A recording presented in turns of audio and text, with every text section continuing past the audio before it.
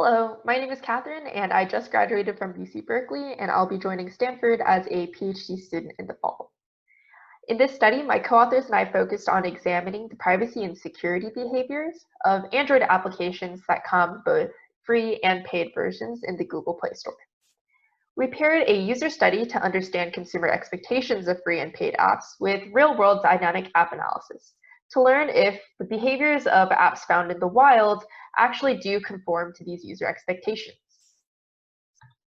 We first became interested in this problem because mainstream media has often uncritically reported that users should expect privacy-invasive behavior to be paying for otherwise allegedly free services. In other words, users have been repeatedly told that if they aren't paying for the product, then they themselves should be part of the product. In response, experts have even stated that a viable alternative to this privacy-invasive behavior would be the pay-for-privacy model. In other words, users should expect to be able to pay an upfront cost or adhere to some subscription model in order to avoid any privacy-invasive behavior. So we wanted to understand, do real users actually believe that they can viably pay for privacy today? So we developed a consumer expectation survey, and we recruited 998 participants through Prolific. Our sample was roughly gender balanced, where 52% of our sample self-identified as female, and the median age was 34, and the age range was anywhere from 18 to 76. We began our survey by asking participants what app they would be most likely to install on their hypothetical device. And the options we gave them were scraped from the Google Play Store's top free applications, including apps like Instagram, TikTok, Snapchat, Pandora, among others. Once users selected the app that was most desirable or relevant to them, we then presented a series of mockups. First, we presented the original Google Play Store listing of the app they selected. In this case, we have the example for Facebook. And then below it, we presented the ad-free hypothetical version. So in addition to the 99-cent buy button being a major difference, other differences were the word ad-free included in the app title and the removal of the contain ads tag from the listing. Contains ads is a tag used in the Google Play Store to notate when an app should have ads or not. So once users were presented with these mockups, we began a series of questions that were open-ended, multiple choice, and 5-point Likert scale questions. So first, we wanted to understand the consumer purchasing preferences between the applications. And we found that 39% of our participants stated that they would prefer to download the paid version of the app instead of the free one. And when prompted to ask for why they would make these decisions, the most common response for preferring the paid version was for the removal of ads. Other reasons included the expectation for better features or functionality or better performance of the application. When asked for differences between the two versions, 86% of participants cited ad-free as the main difference between the free and paid version. This is unsurprising, though, because ad-free was explicitly a difference between the mockups that we presented in the previous slide. But what we really wanted to understand was that if participants are actually construing the word ad-free to then be a proxy for better security and privacy behaviors in the paid version. So we decided to straight up ask them. We asked if users believed that there would be a difference in the treatment of their personal data between the two versions. And we found that 29% of participants stated that they did believe that there was a difference. And of these participants, we found that 46% of them mentioned tracking, and 57% of them mentioned targeting for advertisements explicitly. For example, one such user stated that if they're paying for an application that is removing ads, because they don't expect to see ads, they don't think that the application itself would have any use for the personal data because the app itself isn't trying to sell them anything. Meaning that users are then equating the visual absence of ads with better security and privacy. So then we followed up with a series of Likert scale questions prompting to the privacy and security behaviors and asking which behaviors they expected were more likely of the free or the paid version. So users were more likely to expect the paid versions of apps to have effective privacy controls, meaning that users had better agency over the granularity of their privacy settings, that the paid versions of apps would no longer retain data after uninstallation, meaning they had just better data retention practices, that the paid versions would better protect the data it was given legitimate permission to access through the Android permission system. The paid versions would better comply with privacy laws and regulations such as CCPA, COPPA, and GDPR. They also expected the paid versions of apps to be more transparent about data collection and sharing practices, namely in the privacy policy disclosures. And they also expected the paid versions of apps to better collect and store user data securely, meaning that they expected the paid versions of apps to encrypt data in transit and encrypt data at rest. On the flip side, users were more likely to expect free applications to share their data with advertisers, to share their data with third-party services, meaning other parties outside of the main application, to use user data for secondary purposes. So that would be any purpose that is outside of the core functionality of the app, namely advertising. They also expected free apps to access more resources than necessary. They expected free apps to retain data longer than necessary, aka have worse data retention practices. And they expected free apps to be more willing to share data with law enforcement agencies. So we also noted that there were particularly large effect sizes associated with the sharing of data with third-party services and the use of user data for secondary purposes. So while only 29% of participants stated that they expected a difference in the treatment of user data when asked in an open-ended question, users were consistently expecting better privacy and security behaviors of paid versions of apps according to our 5-point Likert scale questions. So we wanted to know if real-world applications found in the Google Play Store are actually meeting consumer expectations of being able to then pay for privacy. So as far as the corpus goes for the apps that we analyzed, we boiled it down to just under 6,000 pairs of free and paid Android apps from the Google Play Store. So in order to actually construct our corpus, we scraped the Google Play Store for the top free applications. And we looked in particular for the free applications that had the word light or free in their package name, because that then implied that there was a paid or premium counterpart.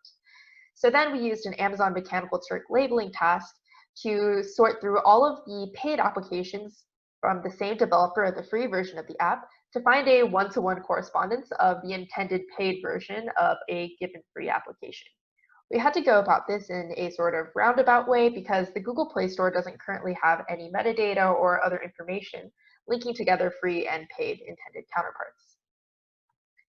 So as far as the different metrics that we looked at for analysis, we started off by looking at the different dangerous permissions declared.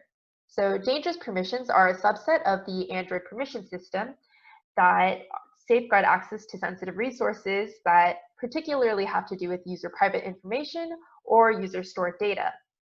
We looked at the dangerous permissions in particular because we believe that they best had the most relevance to user security and privacy. We also took a look at the different third-party packages included in the app.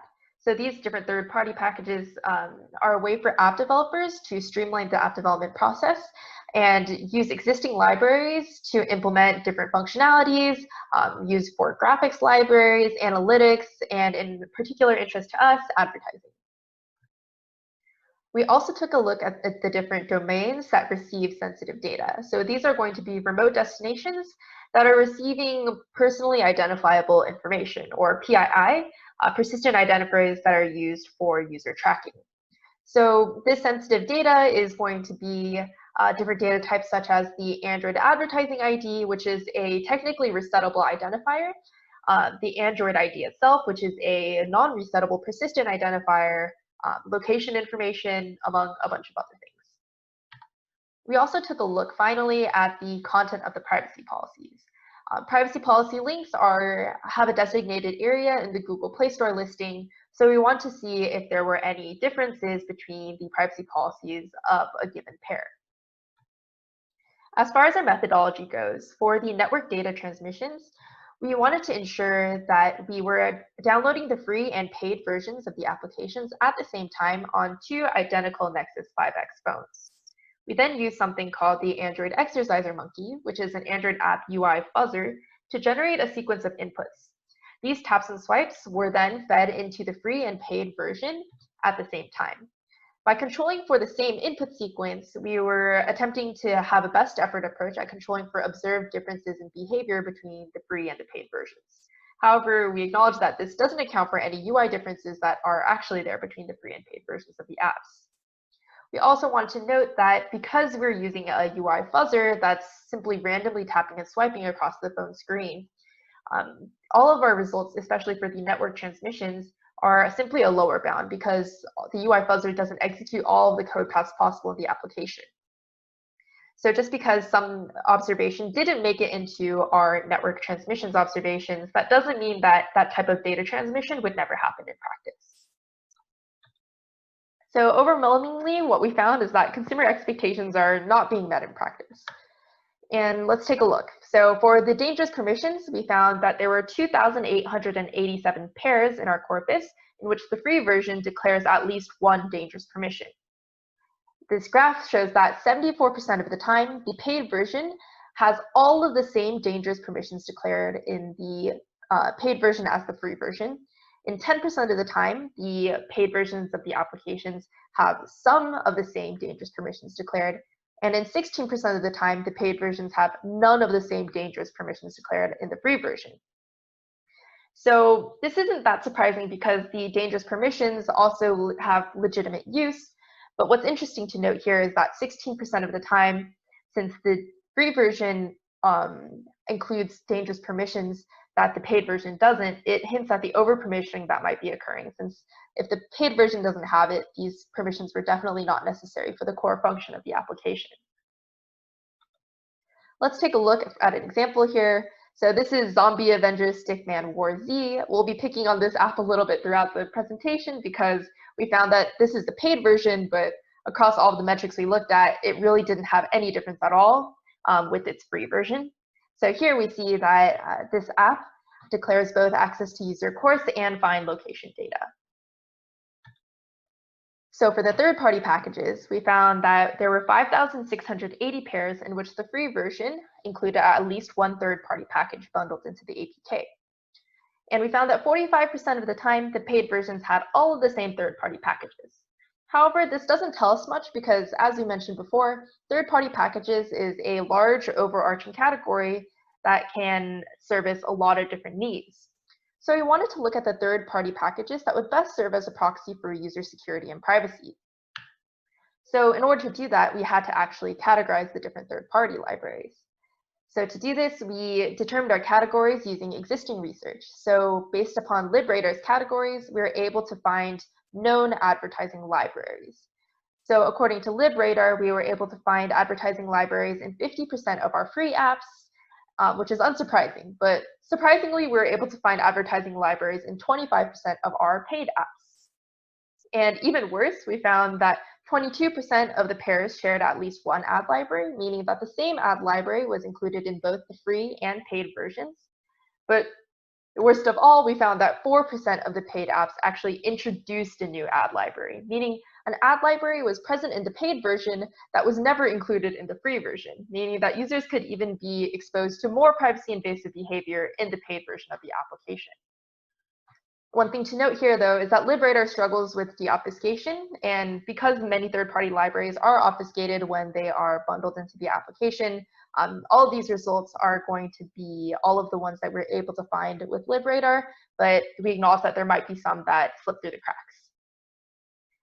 By and large, we found that Google Ads was the most prevalent ad library, present in 45% of the apps in our corpus, and it was followed by a long tail of other ad libraries. The next runner-ups include Unity, Mopub, and Chartboost, each of which were present in 4% of our corpus. So let's circle back to Zombie Avengers again, and we find that there was advertising libraries tagged by LibRadar for Sponsor Pay, Unity Ads, and Bungle in this application. And this is the paid version, mind you. And it's interesting to note that for Zombie Avengers in the description, it notes that one of the many privileges for this app are that there are no advertisements present, even though even the Google Play Store says that it contains ads. So we acknowledge that, just because an ad library is included in the application, how do you know whether that ad library code is actually being run and if those advertisements are actually being served or if user data is actually being transmitted to these advertising companies? So we had to take a look at the actual destinations that are receiving the sensitive data. So we found just under 1,600 pairs in which the free version was found to have any active transmission of user-sensitive data. And we found that in 50% of the time, paying for an application really is going to remove all of those sensitive data transmissions. But that doesn't explain the fact that the other half of the time, some, if not all of the same, sensitive data transmissions are going to occur. So this really represents that 50-50 murky shot that consumers have in knowing whether paying for an application is actually going to protect their data in any way. So for Zombie Avengers in particular, we found that even though we have the privilege of no advertisements, allegedly, the Android advertising ID and the Android ID, both persistent identifiers used for user tracking and advertisement targeting, were being transmitted to parties like Bungle, Unity, Facebook, and Chartboost. So finally, looking at the privacy policies, we found that we were only able to access the privacy policies of 55% of the apps in our corpus. The most common reason being that most of the time that we just weren't able to find a link in the Google Play Store for a privacy policy. And other issues that we ran across were that the links ended up leading us to bogus documents, or that the links themselves led us to error pages. Of the privacy policies that we were actually able to analyze, we found that 3.7% of them listed behavior differences between the versions. And these included differences like the list of third parties that were getting data, how much data were being shared to these third parties, how much data was being collected in general, and the level of access for users' permissions. This is already problematic in and of itself because the Google Play Store's own policies note that if the app is dealing with user-sensitive information, then the apps must list a privacy policy in the Google Play Store listing. In addition to that, it's also violating legislation such as GDPR or CCPA that mandate that users should have proper privacy policies or disclosures about their data. So overall, we found that while users consistently had better expectations of security and privacy in paid versions of applications, we found that the expectations were not being met in practice. Instead, we found that the measurable privacy benefits of paying for an application are murky and wholly unclear. This is particularly evident in our observations of the active network transmissions of sensitive user data, where paying for an application only removes the active data collection in half of the paid counterparts. Not only this, but the lack of transparency found in the Google Play Store, and with the inaccessibility of already notoriously verbose privacy policies, users are left in the dark and are ultimately unable to make informed purchasing decisions with respect to their own privacy and security. So after all this, it seems that all of the assumptions surrounding the pay for privacy model as a viable alternative for users is wholly misleading, because it turns out that even when users are paying for the product, they might still be a part of the product. Thank you.